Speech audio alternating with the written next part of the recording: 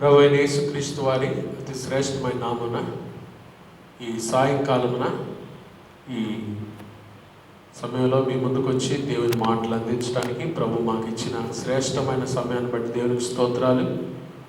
ఈరోజు మరి ప్రార్థన మందిరాలు, దేవాలయాలు, మసీదులు తెరుచుకోమని ప్రభుత్వం వారు మనకి ఆజ్ఞ జారీ చేశారు. అయితే మన చర్చిలో శానిటైజేషన్ వర్క్ జరుగుతుంది. ఈరోజు రేపు సోమ మంగళవారాలు చర్చి అంతా కూడా శుభ్రం చేస్తూ ఉన్నారు. దేవుని చిత్తమైతే బుధవారం ఉదయకాలం ఆరాధన నుంచి మనం ఆరాధనలు ప్రారంభించుకుంటాం. చాలా ప్రాముఖ్యమైన విషయాలు ఈరోజు ఆరాధనలో నేను మీకు జ్ఞాపకం చేయాలని ఇష్టపడుతున్నాను. కాబట్టి ప్రతి ఒక్కరూ ఈ వీడియో చూడండి, దీన్ని తెలియని వారికి షేర్ చేయండి. ప్రతి ఒక్కరూ సంఘస్థులందరూ కూడా ఒక నియమ నిబంధనలు ఈరోజు నేను మీకు జ్ఞాపకం చేయాలని ఇష్టపడుతున్నాను. ప్రభుత్వం వారు మనకు అందించినటువంటి కొన్ని సూచనలు తప్పకుండా దేవాలయానికి వచ్చేటప్పుడు మీరు మనందరం పాటించవలసిన కొన్ని విషయాలు ఈరోజు జ్ఞాపకం చేయాలని ఇష్టపడుతున్నాను. కాబట్టి ప్రార్థన చేసుకొని ఆరాధన ప్రారంభించుకుందాం. అందరూ శ్రద్ధతో ఈ ఆరాధన ఏకీభవించి దైవాశీర్వాదాలు పొందవలసిందిగా మనం చేస్తున్నాం. ప్రార్థన చేసుకుందామండి. పరిశుద్ధుడైన మా తండ్రి, దయగల దేవ, ప్రేమ స్వరూపి, మీకు స్తోత్రాలయ్యా. ఉన్నతమైన మీ కృపను బట్టి ఈరోజు వరకు కూడా మీరు మమ్మల్ని సజీవ లెక్కలో ఉంచారు. ప్రభా, మీకు స్తోత్రాలు. మీ సన్నిధిలో సజీవులముగా నిన్ను స్తుతించే గొప్ప ధన్యత మాకు ఇచ్చినందుకై మీకు వందనాలు చెల్లిస్తున్నాం. ఈ సాయంకాలం కూడా యూట్యూబ్ దగ్గర కూర్చొని మీ మాటలు వింటున్నా ప్రియులందరినీ కూడా మీరు మిక్కిలి దీవించండి. వారికి రావాల్సిన దీవెనలు సమృద్ధిగా దయచేయమని ప్రార్థన చేస్తున్నాం.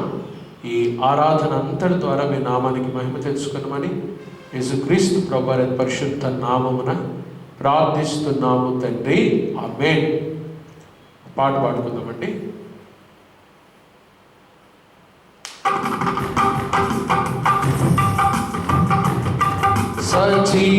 సజీవుడవైనా యేసయ్యా, నిన్నాశ్రయించిన నీ వారికి సహాయుడవై తృప్తిపరచితివే. సముద్రమంత సమృద్ధితో ఆనందించెద నీలో, అనుదినము కృప పొంది ఆరాధించెద నిన్నే ఆనందధ్వనులతో. ఆనందించెద నీలో, అనుదినము కృప పొంది ఆరాధించెద నిన్నే ఆనందధ్వనులతో. సజీవుడవైనా యేసయ్యా, నిన్నాశ్రయించిన నీ వారికి సహాయుడవై తృప్తిపరచితివే. సముద్రమంత సమృద్ధితో ధనరాశులేల ధనవంతులకు ఈలోక భాగ్యము దాచిన మేలులెన్నో దయచేసినావే. ఇహ పరమున నాకు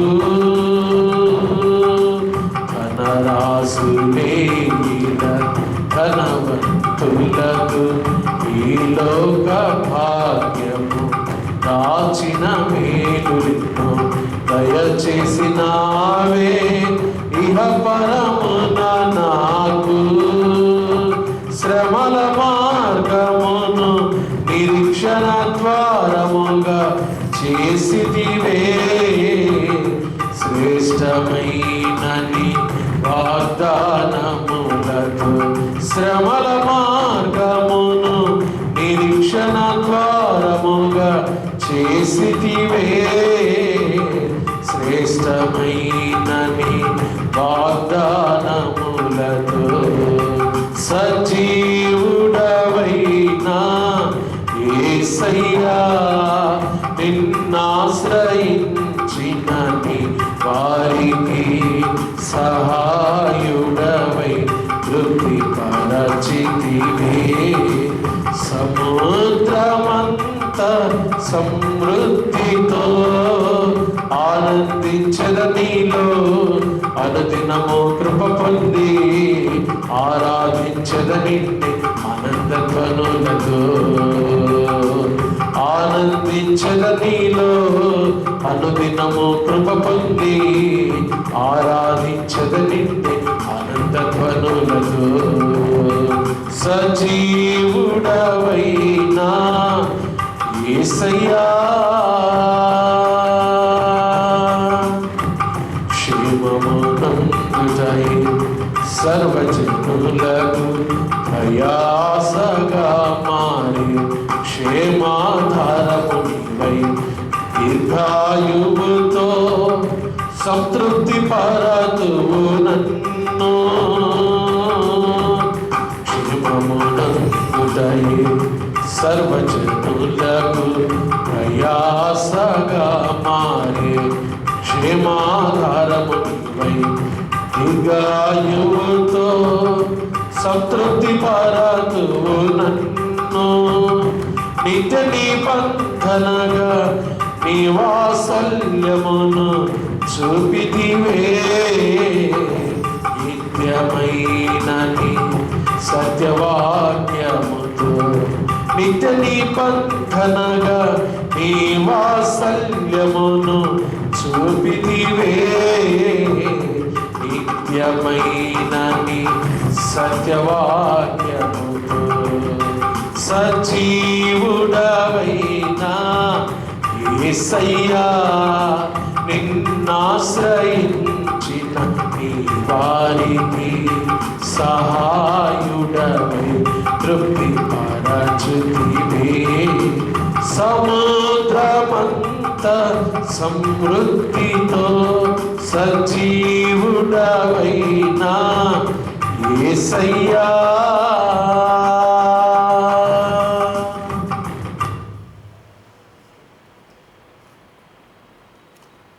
పరిశుద్ధ గ్రంథం నుండి ఒక మాట చదువుతాను.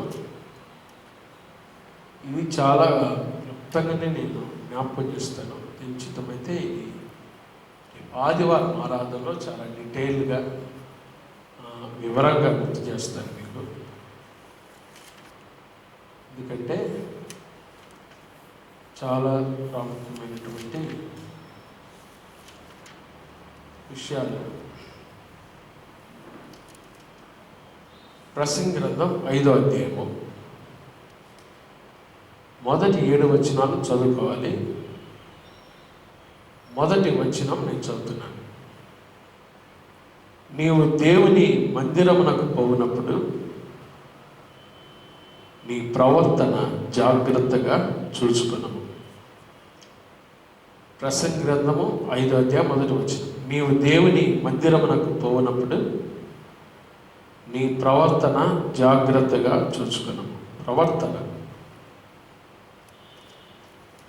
ఇప్పటికి దాదాపుగా ఒక 3 మార్చి 15వ తారీఖు నుంచి జూన్ మాసం ఈ 8వ తారీఖు వరకు అంటే దాదాపుగా ఒక 80 రోజులు ఇంచుమించు కదా. జూను, మార్చి, ఏప్రిల్, మే, జూన్, ఈరోజు 80 రోజుల తర్వాత మీరు మరలా దేవుని మందిరానికి రాబోతున్నారు. దేవుని మహాకృపను బట్టి, మరి ప్రభుత్వం వారు మనకి ఇచ్చిన సడలింపును బట్టి మనం మరలా దేవుని మందిరంలో కూడుకోబోతున్నాం. ఈ మాటలు మీరు మాత్రం జ్ఞాపకం చేసుకుంటూ రావాలి. దేవుని మందిరమునకు పోవునప్పుడు దావీదు, ఈ సొలొమోను ఈ ప్రసంగి గ్రంథాన్ని రాశాడు. నువ్వు అక్కడ పోయేటప్పుడు ఇక్కడ పోయేటప్పుడు అట్లా సూటిగా చెప్తున్నాడు. నీవు దేవుని మందిరానికి వెళ్తున్నావు, దేవుని సన్నిధికి వెళ్తున్నావు కాబట్టి ఈ ప్రవర్తన జాగ్రత్తగా చూచుకున్నాము అంటూ 7వ వచనం అంటాడు. అధికమైన స్వప్నములను మాటలు నిష్ప్రయోజనములు, నీ మట్టుకు నీవు దేవుని యందు భయభక్తులు కలిగి ఉండము. దేవుని సన్నిధికి వచ్చినప్పుడు చాలా భయభక్తులతో రావాలి. మనం చాలా భయభక్తులతో రావాలి. ఈ ప్రసంగి గ్రంథ సారాంశం అదే కదా. ఇక్కడ ఇంకో మాట చదువుతాను. దేవుని యందు భయభక్తులు. ప్రసంగి గ్రంథం 8వ అధ్యాయం 12వ వచనం చూడండి. పాపాత్ములు 100 మారులు దుష్కార్యము చేసి దీర్ఘాయుష్మంతులైనను దేవుని యందు భయభక్తులు కలిగి ఆయన సన్నిధికి భయపడేవారు క్షేమముగా ఉంటారు. దేవుని భయము కలిగి ఎవరైతే వస్తారో వారు క్షేమంగా ఉంటారు. దేవుని భయభక్తులతో రావాలి. దేవుని మందిరానికి ఎట్లా పడితే అట్లా రాకూడదు.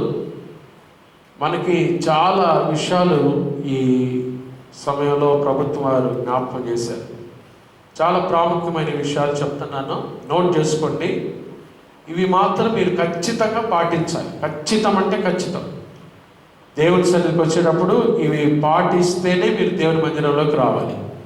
కాబట్టి ఎప్పుడు పోయినట్టుగానే పోతామంటే కుదరదు.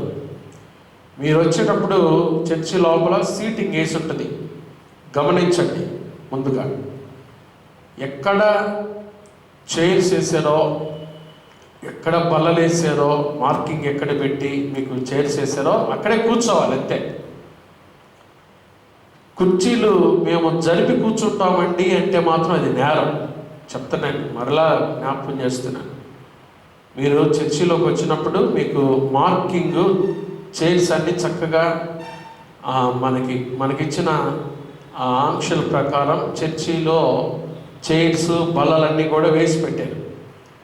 కాబట్టి మీరు వచ్చినప్పుడు అవి ఎక్కడైతే వేసారో అక్కడ కూర్చోవాలి. కుర్చీలు జరిపి దగ్గర కూర్చుంటామంటే కుదరదు. సోషల్ డిస్టెన్స్, సామాజిక దూరం అనేది చర్చిలో పాటించమని పదే చెప్తున్నారు. పదే చెప్తున్నారు. కాబట్టి మీరు దాన్ని జ్ఞాపకం చేసుకోండి. రెండవది, మాస్కులు ధరించి రావాలి. చర్చికి వచ్చే వాళ్ళందరూ ఖచ్చితంగా మీరు మాస్కులు ధరించే చర్చి లోపలికి రావాలి. మాస్క్ లేకుండా చర్చి ప్రాంగణంలోకి రాకూడదు. కాబట్టి మాస్క్ అనేది must and should. You should have mask. Without mask ఎవరైనా మాస్క్ లేకుండా వస్తే లోపలికి అలౌ చేయబడదు. మా వాళ్ళే వీళ్ళు మా పిల్లలే అనుకోబాకండి. ఈరోజు చెప్పే ఈ ఆంక్షలు అనేవి మాత్రం ఖచ్చితంగా పాటించాలి. అమ్మలారా వింటున్నారా, అయ్యలారా? కాబట్టి ఒకటి, మీకు ఎక్కడ సీటింగ్ వేసారో సీట్లు జరపకూడదు, కుర్చీలు జరపకూడదు దగ్గరగా. అవి మేము మార్కింగ్ ఇచ్చి మీకు కుర్చీలు వేసాం. కొన్ని రూల్స్ ప్రకారం లోపల చర్చి లోపలంతా కుర్చీలు వేసాం. బయట బల్లలు ఉన్నాయి, బెంచీలు ఉన్నాయి. బెంచీల మీద కూర్చునేటప్పుడు కూడా ఇద్దరిద్దరుగా కూర్చోవాలి. దూరంగా డిస్టెన్స్ పాటిస్తూ కూర్చోవాలి. ఇది మొదటి మీరు గమనించాలి. రెండోది, వచ్చేటప్పుడు మాస్కులు మాత్రం ధరించి రావాలి. మాస్క్ లేకుండా మాత్రం చర్చిలోకి మిమ్మల్ని అలౌ చేయరు. మీరు బంధువులైనా సొంతలైనా చర్చికి బాగా తెలిసిన వాళ్ళైనా దగ్గర వాళ్ళైనా మాస్క్తో లోపలికి రావాలి. మీరు లోపలికి వచ్చిన తర్వాత ఏం చేస్తారంటే, మీరు గేట్ దగ్గరే మీకు టెంపరేచర్ థర్మామీటర్తో టెంపరేచర్ చూస్తారు. థర్మల్ స్క్రీనింగ్ అంటున్నారుగా, చూస్తారు. ఒకవేళ 99 డిగ్రీలకు మించి ఉంటే ఆ టెస్టింగ్లో 99 డిగ్రీల కంటే మించి ఉంటే మీరు ఇంటికి వెళ్ళిపోవచ్చు. మీరే వాలంటీర్గా, మేము చెప్పడం కాదు. అంటే కొంచెం జ్వరం ఉందన్నమాట. మీకు జ్వరం ఉండి లోపలికి రావడానికి కుదరదు. లేదంటే ప్రభు మమ్మల్ని స్వస్థపరుస్తాడు చర్చిలో కూర్చుంటే అనుకోబాకండి. స్వస్థపరుస్తాడు, మీరు ఇంటికి దగ్గర కూర్చున్నా స్వస్థపరుస్తాడు. కాబట్టి మీరు లోపలికి వచ్చి కాంగ్రిగేషన్ డిస్టర్బ్ చేయండి.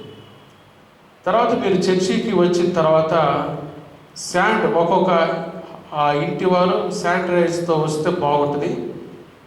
అయితే మీకు ఇక్కడే బయటే మీకు శానిటైజర్ స్ప్రే వేస్తారు. ఒకవైపు సోప్ ఉంటుంది, బయట 2 ఇవేమంటారు డ్రమ్ముల్లో నీళ్ళు ఉన్నాయి. కాబట్టి మీరు సోప్ కూడా ఉంటుంది, సోప్ స్ప్రే ఉంటుంది, శానిటైజర్ స్ప్రే ఉంటుంది. కాబట్టి ఏదైనా మీరు చేతులు శుభ్రంగా బండ్ల మీద వస్తుంటారు కాబట్టి, లేకపోతే మామూలుగా వచ్చినా ఆ శానిటైజర్తో మీ హ్యాండ్స్ శుభ్రం చేసుకొని లోపలికి రావాలి. తర్వాత పాటలు పాడే సింగర్స్ కానీ మ్యూజిషియన్స్ కానీ అందరూ గ్లౌజులు ధరిస్తే సౌండ్ ఆపరేటర్స్ బాగుంటుంది. పాస్టర్ గారు నేను కూడా మరి గ్లౌజులు ధరిస్తే బాగుంటుంది. ఎందుకంటే మనం చేతులు ఎక్కడ పెట్టినా కానీ చాలా జాగ్రత్తగా ఉండాలి. ఏ వస్తువులు పడితే ఆ వస్తువులు ముట్టుకోకూడదు మనం. అది కూడా ఒక కాషన్గా చెప్పారు. కాబట్టి పాటలు పాడేవారు ఎక్కువ శాతం నేనే పాటలు పాడతాను. కాంగ్రిగేషన్ సింగింగ్ అంతా మీరంతా దూరం కూర్చోవటం, ఆ నోట్తో మీరు పాటలు పాడటం అంతవరకే. ఆ మాస్కులు మాత్రం దగ్గర పెట్టుకోండి. కాబట్టి దీన్ని మీరు గమనించాల్సిందిగా మనం చేస్తున్నాం. తర్వాత ఆల్కహాల్ బేస్డ్ వైప్స్ అంటారు. వీటితో మైకులు మరియు ఇతర వస్తువులు తుడిచి ఎప్పటికప్పుడు శుభ్రం చేసుకుంటా ఉండాలి. డిస్పోజబుల్ కప్పులు, గ్లాసులు ప్రభు బల్ల కొరకు దేవుని వల్ల మనకి ప్రభు బల్లకి గ్లాసులు ఇస్తున్నాం కాబట్టి అవి ఇచ్చేటప్పుడు పాస్టర్స్ గ్లౌజులు ధరించాలని, అవి తీసుకొచ్చే పరిచారకులు కూడా గ్లౌజులు ధరిస్తారు. దాంతో ఇబ్బంది లేదు. ఇక్కడ చూడండి, ఒక పాయింట్ చెప్పారు. మీ చర్చిలో 100 మంది కూర్చోగలిగితే అందులో 25 నుంచి 30 మందిని ఆరాధన జరిపించాలంట. అలా కూర్చోబెట్టగలిగితే సామాజిక దూరం సరిపోతుంది. కనుక ప్రతి ఆదివారం 2 లేక 3 ఆరాధనలు జరుపుకోవాలి. చూసారా? అంటే ఎక్కువ కాంగ్రిగేషన్ మనం దేవుని చిత్తమైతే ఇది కూడా మనం ప్రాక్టీస్లోకి తీసుకురావాలి. రేపు ఎక్కువగా కనబడటానికి కూడా లేదు. ఒకవేళ రేపు ఎక్కువ క్రౌడ్ ఉంటే మనం 2 ఆరాధనలోకి మనం మొగ్గు చూపాలి. 2 ఆరాధన దేవుని చిత్తమైతే మనం టైమింగ్స్ మార్నింగే 8 to 10 ఒక టైమింగ్, తర్వాత 10:30 to 12:30 ఒక టైమింగ్ పెట్టుకోవటం కూడా మంచిదే. ఎక్కువ కాంగ్రిగేషన్ క్రౌడ్ని బట్టి, ఎందుకంటే సోషల్ డిస్టెన్స్ అది చాలా ప్రాముఖ్యం, చాలా ప్రాముఖ్యం. ఎందుకంటే మనం దేవుని కనపరచాలి, దేవుడు చెప్పినట్టుగా అధికారుల మాట కూడా మనం వినాలి. కాబట్టి ఇది పాటించాలి మనం. అది మనం రేపు ఆదివారం చూసిన తర్వాత ఆ టైమింగ్స్ అనేది మనం తర్వాత సెట్ చేసుకున్నాం. చర్చికి ఎవరు రావచ్చు, ఎవరు రాకూడదు. 12 సంవత్సరాల వాళ్ళు పిల్లలు రాకూడదు. 60 సంవత్సరాలు పైబడిన వారిని ఇంటి వద్దనే ఆన్లైన్ ద్వారా ఆరాధనలో పాల్పొంపులు పొందమని చెప్పండి అని చెప్తున్నారు. కాబట్టి పిల్లలు, ఎందుకంటే పిల్లలు అటు ఇటు తిరుగుతుంటారు కాబట్టి పిల్లలు ఆరాధనకి రాకూడదు. అది అంత శ్రేయస్కరం కాదు. ఎందుకంటే వాళ్ళు ఈ కుర్చీ పట్టుకొని ఆ కుర్చీ పట్టుకొని అటు ఇటు చేస్తుంటుంటారు. కాబట్టి పిల్లలు 65 సంవత్సరాలు దాటిన పెద్దవాళ్ళు, మరి దాన్ని కూడా మీరు గమనించాలి. ఈ మంత్ వరకు మాత్రం మనం కొన్ని హెచ్చరికలు చాలా జాగ్రత్త పాటించాలి. చూద్దాం, దేవుని చిత్తమైతే ప్రభు కనికరిస్తే తర్వాత మీరు రావచ్చు. కాబట్టి దాన్ని జ్ఞాపకం చేసుకోండి. సండే స్కూల్ పిల్లలకు సండే స్కూల్ జరపకూడదని చెప్పారు. కాబట్టి ఈ నెలంతా సండే స్కూల్ ఉండదు. రేపు ఆదివారం కానీ అవతల ఆదివారం కానీ ప్రాముఖ్యంగా పిల్లలు వస్తారు కాబట్టి సండే స్కూల్కి ఈ నెలంతా సండే స్కూల్ ఉండదు. ఆరాధనలే మనం ఉంటాయి. కాబట్టి గమనించాల్సిందిగా మనం చూస్తున్నాం. అనారోగ్యం గలవారు, ఆయాసం, ఊపిరితిత్తుల సమస్యలు మరియు ఆపరేషన్లు అయిన వారిని ఇంటి వద్ద నుండే ఆన్లైన్ ద్వారా ఆరాధనలో పాల్గొనవలసిందిగా చెప్పండి అంటున్నారు. ఏదైనా అనారోగ్యం ఉంటే దయచేసి ఇంటి దగ్గరే ఉండండి. ఇంటి దగ్గరే ఉండి ఈ ఆరాధన అంతా రికార్డ్ చేస్తాం కాబట్టి తర్వాత మీరు చూడొచ్చు. దాన్ని మీరు జ్ఞాపకం చేసుకోవాల్సి మనం చేస్తాం. ఆరాధన కూడా ఎంతసేపు జరపాలి? 1:30 నుండి 2 గంటల వ్యవధిలో ఆరాధన ముగించగలిగితే మంచిది అంటున్నారు. కాబట్టి చాలా తొందరగానే ఆరాధన ప్రారంభిస్తాం. 10 గంటలకల్లా రేపు వచ్చే ఆదివారం గమనించండి, ఉదయం 10 గంటలకల్లా ఆరాధన ప్రారంభమవుతుంది. దేవుని చిత్తం 12 గంటలకల్లా ముగిస్తాం. ఎందుకంటే ప్రభుత్వం యొక్క నిబంధనలు మనం పాటించాలి. చర్చిలో ఏసీలు వాడకూడదు. దేవుని ద్వారా మన చర్చికి లేదు కాబట్టి మనకి అవసరం లేదు. కానుకలు వేయినప్పుడు పెట్టెలో వేయాలి. కానుకలు చేతిలో పెట్టాలంటే పాస్టర్స్ గ్లౌజులు ధరించి స్వీకరించాలి. మరియు లెక్కించేటప్పుడు తప్పక గ్లౌజులు, మాస్కులు వేసుకోవాలి. కాబట్టి గ్లౌజులు ఉండటం కూడా మంచిదే పాస్టర్స్కి. ఎందుకంటే కానుకలు వేసేటప్పుడు అవి మీకు పెద్దలు వస్తారు, పరిచారకులు వస్తారు కాబట్టి అవి కూడా జాగ్రత్తలు పాటించాలి. ఎవరి బైబిల్ వారే తెచ్చుకోవాలి. బైబిల్ ఇక్కడికి వచ్చి మేము పక్కన వాళ్ళు చూపించండి అనబాకండి దయచేసి. ఒకవేళ మీరు బైబిల్ తెచ్చుకోలేకపోతే ఇంకంతే కూర్చోండి, అంతేగాని పక్కన వాళ్ళ దగ్గరికి వెళ్ళి కాస్త చూపించు, కాసేపు చూద్దాము, చూపించు అనబాకండి. ఎవరి బైబిల్ వారే తెచ్చుకోవాలి. పాటల పుస్తకాలు లేక ప్రతులు ఎవరి వారే తెచ్చుకోవాలి. పాటల పుస్తకాలు కూడా ఎవరి వారే. సంఘంలో ఒకరి వస్తువులు మరొకరు తాకకుండా చూసుకోండి. ఎవరు తాకద్దు. కాసేపు నీ మాస్కి అనబాకండి, కాసేపు నీ బైబిల్ అనబాకండి, కాసేపు నీ హ్యాండ్ కర్చీఫ్ ఇట్లా అనబాకండి. ఎవరి వస్తువులు ఎవరు తాకూడదు. చాలా స్ట్రిక్ట్గా ప్రాంప్ట్గా ఇవి మనం పాటించాలి. టాయిలెట్లు వాడేటప్పుడు తీసుకోవాల్సిన జాగ్రత్తలు. చర్చిలో ఎవరైనా టాయిలెట్లకు వెళ్ళేటప్పుడు వీలైనంత వరకు ఇంటి వద్దనే కాలకృత్యాలు ముగించుకునే ప్రయత్నం చేయండి. అలా ముగించారండి. ఒకవేళ మీ చర్చిలో బాత్రూమ్లు వాడవలసి వస్తే మీరు తప్పక హ్యాండ్ శానిటైజర్తో మీ మగ్గును శుభ్రం చేసుకొని వాడండి. మీ చేతులను కూడా హ్యాండ్ శానిటైజర్తో శుభ్రం చేసుకోండి. గ్లౌజులు ధరించి ట్యాప్లను తిప్పండి. ముఖ్య గమనిక అంటూ చర్చి ప్రాంగణంలో కానీ పరిసరాల్లో కానీ ఉయ్యరాదు, చేదకూడదు. చర్చి ప్రాంగణంలో మాస్కులు తప్పక ధరించాలి. చూసారా, వింటున్నారు? ఇవన్నీ ఈ ప్రికాషన్స్, ఈ హెచ్చరికలన్నీ అందరికీ చెప్పండి. ఇది అందరికీ షేర్ చేయండి. ఇది చాలా చాలా ప్రాముఖ్యం. అందరితో పంచుకోండి. ఎందుకంటే దేవుని సన్నిధికి వస్తున్నారు. ఒక 80 రోజుల తర్వాత మనం మరలా కూడుకుని ఆరాధించే సమయం వచ్చింది. దేవుని మహాకృపను బట్టి మనం చాలా జాగ్రత్తగా ఉండాలి. మన వల్ల దేవుని నామానికి అవమానం రాకూడదు. చాలా క్షేమంగా మనం ఈ హెచ్చరికలు పాటించాలి. కాబట్టి గమనించండి సంఘ సభ్యులారా. బుధవారం, ఈరోజు 8వ తారీఖు, రేపు 9 మంగళవారం, 10వ తారీఖు ఉదయం 5:30 గంటలకు ఆరాధన ప్రారంభించబడుతుంది. ఆ రోజు బిల్లు కొడతారు. కాబట్టి బుధవారం ఉదయకాల ఆరాధనతో మన సంఘంలో ఆరాధన కార్యక్రమాలు ప్రారంభించబడుతున్నాయి. ఈ 2 రోజులు ఎందుకంటే మనం శుభ్రం చేసి మొత్తము సీటింగు అన్నీ కూడా అరేంజ్ చేస్తూ ఉన్నారు. కాబట్టి బుధవారం నుంచి మనకు ఆరాధనలు ప్రారంభించబడుతున్నాయి. యథావిధిగా కార్యక్రమాలన్నీ కూడా జరుగుతాయి. సంఘంలో జరిగే కార్యక్రమాలు యథావిధిగా జరుగుతాయి. కాబట్టి మీరు ఉదయకాల ఆరాధన, బైబిల్ స్టడీ, సాయంత్రం విజ్ఞాపన ప్రార్థనలు అన్నీ జరుగుతాయి. కానీ మీరు చర్చికి వచ్చేటప్పుడు మాత్రం ఎప్పుడు వచ్చినట్టుగా డ్రాగ్ బాకండి. ఇది చాలా ప్రాముఖ్యమైన సమయం.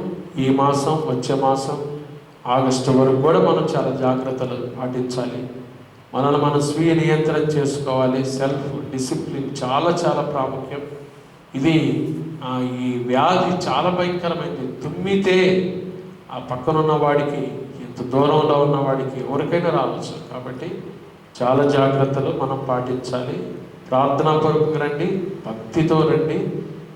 దేవుని సన్నిధిలో చూశారుగా, మనం దేవుని మందిరానికి పోయినప్పుడు ప్రవర్తన జాగ్రత్తగా రండి. మాస్కులు ధరించి, ఎవరికి వాళ్ళు శానిటైజ్ స్ప్రే పెట్టుకోండి, అది కూడా మంచిదే. ఎవరు మాస్క్ వారి తీసుకొని రావాలి. కాబట్టి మాస్క్ పెట్టుకొని చర్చిలోకి అడుగు పెట్టాలి. వేయబడిన సీట్లోనే కూర్చోవాలి. ఆ సీట్లు మీరు జరపడానికి వీలు లేదు. అది మీరు గమనించండి. ఎక్కడ సీట్ వేస్తే అక్కడ మీరు కూర్చోండి అంతే. ఆ తర్వాత ఆరాధన అయిన తర్వాత మాత్రం మీరు ఎవ్వరు ఇక్కడ ఉండటానికి వీలేదు. ఆరాధన అయ్యి ఆశీర్వాదం అయిపోయిన తర్వాత ఉదయకాలం ఆరాధన అయినా అది ఏదైనా సరే మీరు చర్చిని త్వరగా విడిచిపెట్టి వెళ్ళిపోవాలి. త్వరగా అంటే త్వరగా. చర్చిలో మాట్లాడుకుంటాం, కలిసి కాసేపు మాట్లాడుకుంటాం, చాలా కాలం అయింది, అక్క, అన్న, వదినాను అనుక అస్సలు తావే లేదు వాటికి. ఆరాధన అయిందంటే మాత్రం శుభ్రంగా మీరు వెళ్ళిపోవటమే. ఈ హెచ్చరికలు మాత్రం మీరు పాటించాలి. మనందరం పాటించాలి. మిగతా వాళ్ళకు కూడా తెలియపరచండి. ఒక క్లుప్తంగా చిన్న మాటలు చెప్పి నేను ముగిస్తాను. దేవుని బిడ్డలంగా మనము విశ్వాస జీవితంలో మనకు ఉండాల్సిన ఒక గొప్ప లక్ష్యం ఏంటిదో తెలుసా? ఓర్పు. చెప్పండి, ఏంటిది? ఓర్పు, సహనం. ఇది మనకి చాలా అవసరం. ఓర్పు అనేది ఏం చేస్తుందో తెలుసా? ఒక 3 విషయాలు చెప్తాను. ఓర్పు చాలా ప్రాముఖ్యం. దేవుని వాక్యంలో చూడండి, ప్రసంగి గ్రంథము 10వ అధ్యాయం 4వ వచనం. ఏలువాడు నీ మీద కోపపడిన ఎడల నీ ఉద్యోగం నుండి నీవు తొలగిపోవుము. ఓర్పు గొప్ప ద్రోహ కార్యములు జరగకుండా చేయను. ఓర్పు గొప్ప ద్రోహ కార్యములు జరగకుండా చేస్తుంది. ఓర్చుకోవాలి. ఈ రోజుల్లో మనకి కావాల్సింది, మనలో ఉండాల్సింది ఓర్పే. కుటుంబాలు అయితేనేమి, సంఘంలో అయితేనేమి దేవుని ప్రజలంగా మనం ఓర్చుకోవాలి. పెద్దలు అంటారు కదా, ఓర్చుకున్న వారికి ఓరుగల్లంత పట్టణమని. కొన్నిసార్లు కొంతమంది మన మీద అనవసరమైన నిందలేస్తారు, అవమానకరంగా మాట్లాడతారు, ఉపహాస్యం చేస్తారు, హేళనతో మాట్లాడతారు, దూషిస్తారు. దేవుని బిడ్డలకు ఓర్చుకోవటమే. ఓర్పే వాళ్ళకి తగిన సమాధానం ఇస్తుంది. ఎందుకంటే కీడు నాకు ప్రతి కీడు చేయకూడదు. మనం దేవుని ప్రజలం కాబట్టి ఓర్చుకొని ఓర్పు ద్వారా మనం జయించాలి. కాబట్టి ఓర్చుకోవటం చాలా ప్రాముఖ్యం. ఓర్చుకున్న వారు ఏం చేస్తారంట, గొప్ప ఓర్పు గొప్ప ద్రోహ కార్యములు జరగకుండా చేస్తుంది. తర్వాత ఓర్పు ఏం చేస్తుందంటే, చూడండి ప్రసంగి గ్రంథంలోని 7వ అధ్యాయము 8వ వచనం నేను చదువుతున్నాను. కార్యారంభం కంటే కార్యాంతం మేలు, అహంకారము గలవాడి కంటే శాంతము గలవాడు శ్రేష్ఠుడు. శాంతము గలవాడు శ్రేష్ఠుడు. ఓర్పు అనేది ఒక శ్రేష్టమైన లక్షణం. అది ఒక శ్రేష్టత. అది ఒక ఫలము, మనలో ఉండాల్సిన ఒక ఫలం. మనం ఎంత ఓర్చుకుంటామో అంతగా దీవించబడతాం కదా. ఓర్చుకోవాలి. ఎలా ఓర్చుకోవాలి పాస్టర్ గారు అని మీరు నన్ను అడగచ్చు. ఒక ఉదాహరణ మీకు గుర్తు చేస్తాను. యాకోబు రాసిన పత్రిక చూడండి. యాకోబు రాసిన పత్రిక 5వ అధ్యాయము. యాకోబు రాసిన పత్రిక 5వ అధ్యాయము 7 నుంచి చదువుతాను. సహోదరులారా, ప్రభువు రాకడ వరకు ఓపిక కలిగి ఉండండి. సహోదరులారా, ప్రభువు రాకడ వరకు ఓపిక కలిగి ఉండండి. ప్రభు రాకడ వరకు, యేసు ప్రభు త్వరగా రాబోతున్నాడు. యేసు ప్రభు వచ్చేంత వరకు కూడా మనలో ఏముండాలంట, ఓర్పు ఉండాలి. ఓర్చుకోవాలి. ఓపిక కలిగి ఉండండి. చూడుడి, వ్యవసాయకుడు తొలకరి వర్షమును కడవరి వర్షమును సమకూడు వరకు విలువైన భూఫలము నిమిత్తం ఓపికతో కాచుకొనును, దాని కొరకు కనిపెట్టును కదా. వ్యవసాయకుడు, విత్తనం వేసిన రైతు విత్తనం వేసిన తర్వాత పంట చేతికి అందేంత వరకు ఏం చేస్తాడు, ఓర్చుకొని ఉంటాడు అంతే. విత్తనం వేయగానే పంట రాదు, విత్తనం వేయగానే శ్రమకు తగిన ఫలితం రాదు. మరి ఏం చేస్తాడు, పంట వచ్చేంత వరకు ఓర్చుకుంటాడు అంతే. ఫలము దొరికేంత వరకు ఓర్చుకుని ఉండాలి. ప్రభువులాగా సమీపించుచున్నది కనుక మీరును ఓపిక కలిగి ఉండండి. ఎన్నిసార్లు అన్నాడు ఓపిక అని? మొదటి వచనం 7వ వచనంలో ఒకసారి, ఇప్పుడు ఓపికతో కాచుకొనొచ్చు రెండోసారి. ప్రభువులాగా సమీపించుచున్నది కనుక మీరును ఓపిక కలిగి ఉండండి. ఓపిక కలిగి ఉన్నప్పుడు మీ హృదయములను స్థిరపరుచుకుంటారు. మన హృదయాలు స్థిరంగా ఉంటాయి. తర్వాత 9వ వచనం, సహోదరులారా, మీరు తీర్పు పొందకుండా నిమిత్తం ఒకరి మీద ఒకడు సనగకుడి. సనుక్కోబాకండి. ఇదిగో న్యాయాధిపతి ఎక్కడున్నాడంట, వాకిట నిలిచి ఉన్నాడు. వాకిట్లోనే ఉన్నాడు ప్రభు. ఎప్పుడన్నా రావచ్చు ఆయన. కాబట్టి సనుక్కోవద్దు, కొనుక్కోవద్దు, విమర్శించద్దు, ఎవరి మీద అపనిందలు వేయద్దు, కీడుకు ప్రతి కీడు చేయాలని ఆలోచన కూడా పెట్టుకోవద్దు. ఎవరైనా నీకు అన్యాయం చేశారా, నీకు అన్యాయమైనను కన్నులెర్ర చేయకు, శాంతం ముందు ఎప్పుడు ఓర్చుకో. ఎవడేని తిట్టినా ఓర్చుకో, కోపి గోడు చెందునో ఓర్చుకో. మనం పాడతాం కదా, ఆంధ్రక్రైస్తవ కీర్తన ఒక పాట, ఓర్చుకొని ఉండము అంతా సరి అగును, నీకు జయముండును ఓర్చుకో. తర్వాత అంటాడు 10వ వచనం, నా సహోదరులారా, ప్రభువు నామమున బోధించిన ప్రవక్తలను శ్రమానుభవనకు ఓపికను మాదిరిగా పెట్టుకోండి. ఓపిక రావాలంటే కొంతమందిని మనం మాదిరిగా పెట్టుకోవాలి కదా. కొన్నిసార్లు కొన్ని విషయాలకు మన కొంతమంది మాదిరి ఉంటారు, రోల్ మోడల్స్ అంటారు. ఓపిక ఎవరు రోల్ మోడల్? ఇప్పుడు 11వ వచనం, సహించిన వారిని ధన్యులను కొనుచున్నాం కదా, మీరు యోబు యొక్క సహనమును గురించి వింటిరి. యోబు ఎట్లాంటి వాడండి? యోబు యొక్క సహనం. ఆయన ఎంతో జాలియు కనికరమును గలవాడని మీరు తెలుసుకొని ఉన్నారు. ఓపిక రావాలంటే ఓర్చుకోండి. ఓర్పు గొప్ప ద్రోహ కార్యాలు జరుపుతుంది. ఓర్చుకోండి, మంచి ఫలాలు మీరు పొందుకుంటారు. ఓర్చుకోండి, అది మీకు ధన్యత. ఓర్పు కోసం యోబును ముందు పెట్టుకోమంటున్నాడు. యేసు ప్రభువును ముందు పెట్టుకోండి. సహించిన యేసుక్రీస్తు ప్రభువును ముందు పెట్టుకుందాం. సహించిన యోబును ముందు పెట్టుకుందాం. వారు ఎన్నో సహించారు. యోబు గురించి ఒక భక్తుడు ఈ పాట రాశాడు. ఆ పాటలో ఈ మాట రాశాడు దైవజనులు ఆగస్టు భాష గారు. అగ్నిబోలిన శ్రమలలో,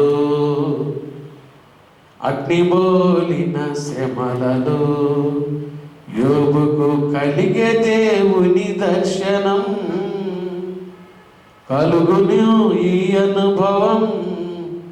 శ్రమలలో నలిగిన నిజ క్రైస్తవా, దేవుని ప్రేమ ఎదిగో. నీ బోలిన శ్రమల్లో కూడా నువ్వు పోల్చుకున్నాడు. మనం కూడా ఉంచుకోవాలి. ఆఖరిగా లూకాసు సువార్తలో చూడండి, ఈ మాట చదివి ప్రార్థన చేసుకున్నాం. లూకాసు వార్తలో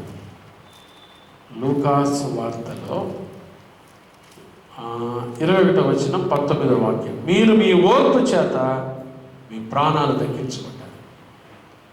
ఓర్పు ప్రాణాలు తగ్గిస్తుంది. ఓర్పు ద్రోహ కార్యం జరగకుండా చేస్తుంది.